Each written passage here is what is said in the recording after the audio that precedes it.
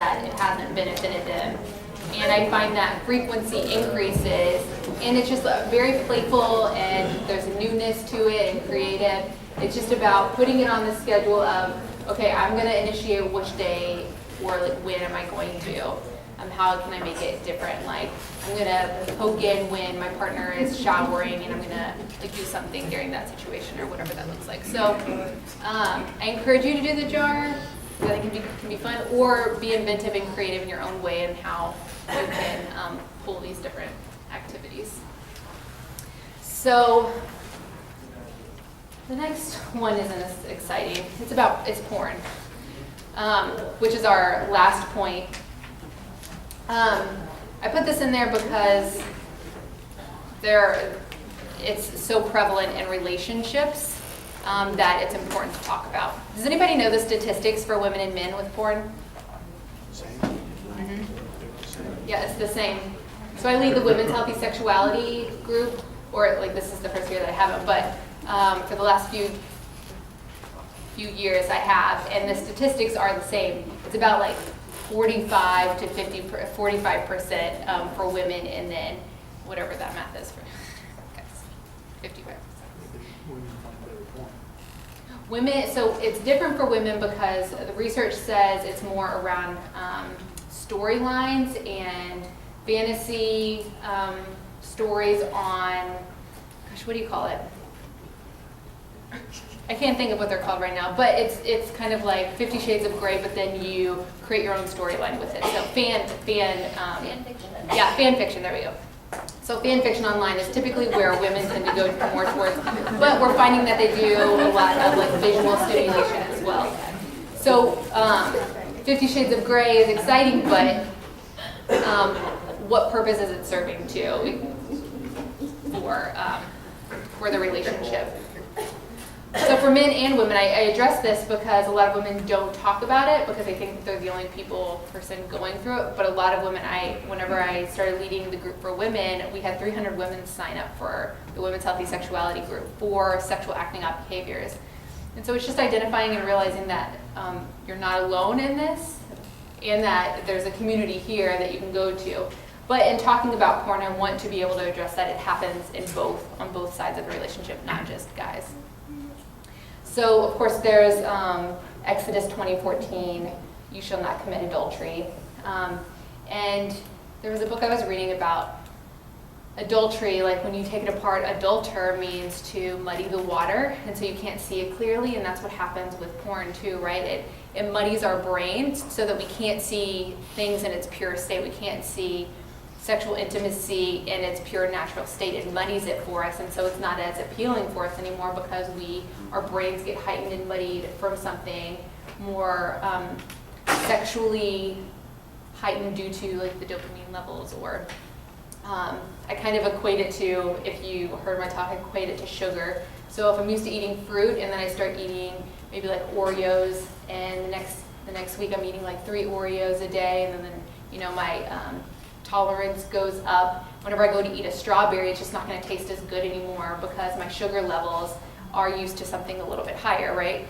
It's the same with porn. I go and I see something overstimulating, and then I go to my partner and I can't see the natural flavor or the natural experience for what it is, and my body can't take that in because my brain is used to something way more heightened.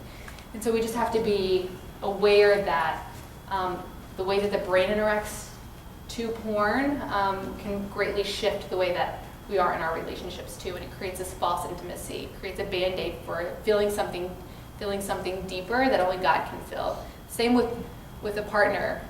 If there's an affair that's happened, or if porn has happened, the partner typically wonders like what it is about them that they're not good enough for, and usually it has nothing to do with the partner.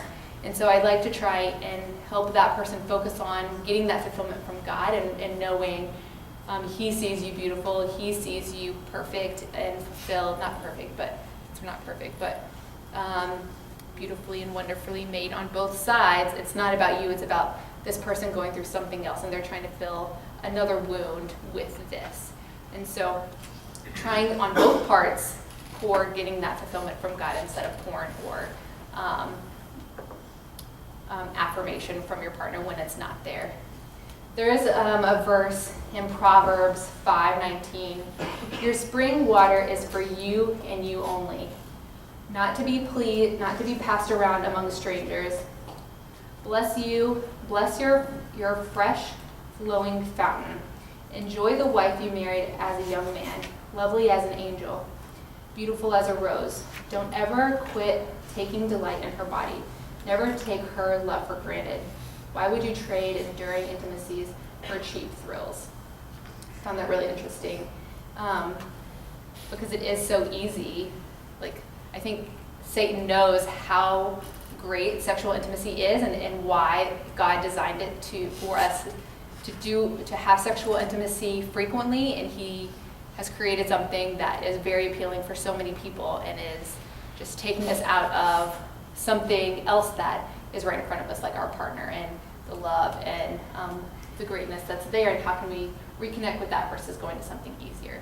What I hear a lot is intimacy takes so much time, like I have to take all day to be able to have sex with my partner, have sexual intimacy, when I could just go and click for 5 minutes or like masturbate to this image for 5 minutes. Like, that's way easier for me. And though that's easier, at the same time your relationship is probably also dividing, and something within that relationship is moving away because you're using intimacy, false intimacy, towards something else and not focusing that attention onto your partner. Everything that's worth something takes time and takes pruning, right? And so intimacy is the same way. And when you can prune that relationship with sexual intimacy, typically it's way more fulfilling and connecting than 5 minutes of, or hours, depending on what that looks like for you.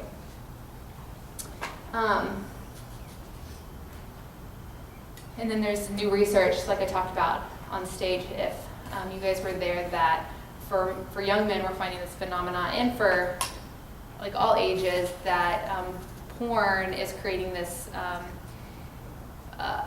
the arousal piece that I was talking about, not being able to see partners as natural, where erectile dysfunction starts happening because we're used to this more heightened state of visual stimulation.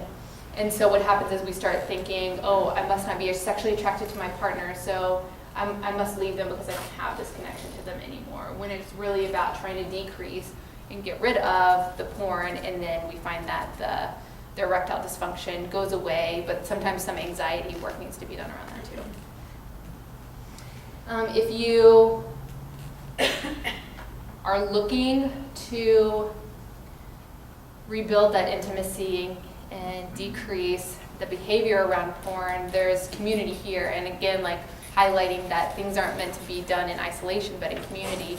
There was research done with mice with cocaine. I don't know if you guys saw this research, but when they put a mouse in a cage by itself who was addicted to cocaine, and then a mouse in a cage with other mice, the mouse that was in the cage with other mice recovered, and the mouse that was isolated didn't recover. And so just pointing to, it's not necessarily about what kind of drugs we can use to mend the brain, but sometimes it's about being around people who encourage us and build us up in an intimate way, like having connection and intimacy and nurturing from that community that helps us through that addiction maybe. So trying to get in the community, I think, could be really beneficial.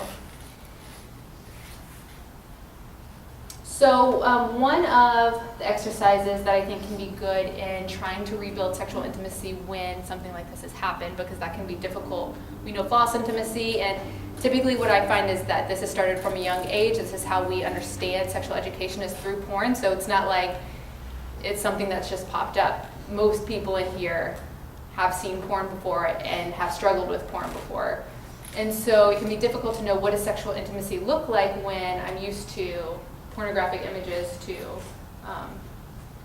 try and find some of this sexual connection. So this exercise that I'm going to talk about is sensate focus.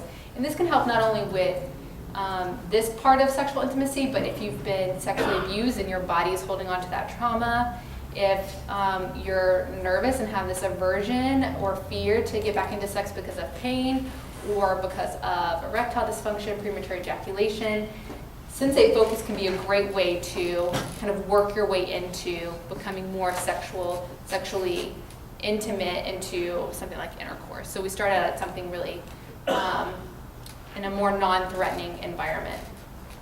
So Sensei Focus is considered a desensitization exercise. So we're taking you out of a threatening environment and putting you into an environment while also practicing. So Sensei Focus has you do body caressing, body awareness all over the body.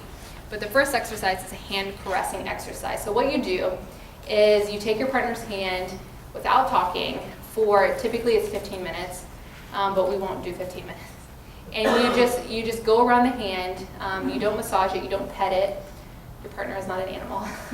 You go around and you get to know your partner. Like, what about their hand do you want to explore? Do you want to get to know, like, oh, they have calluses. It's important for them to take care of their body because their body is a temple. Or their wedding ring, like, what does that symbolize to me? Or, oh, I never noticed that they had hair on their hands. That's interesting. Or whatever you explore about that, your partner's body. At the same time, you want to be aware of what is going on in your mind.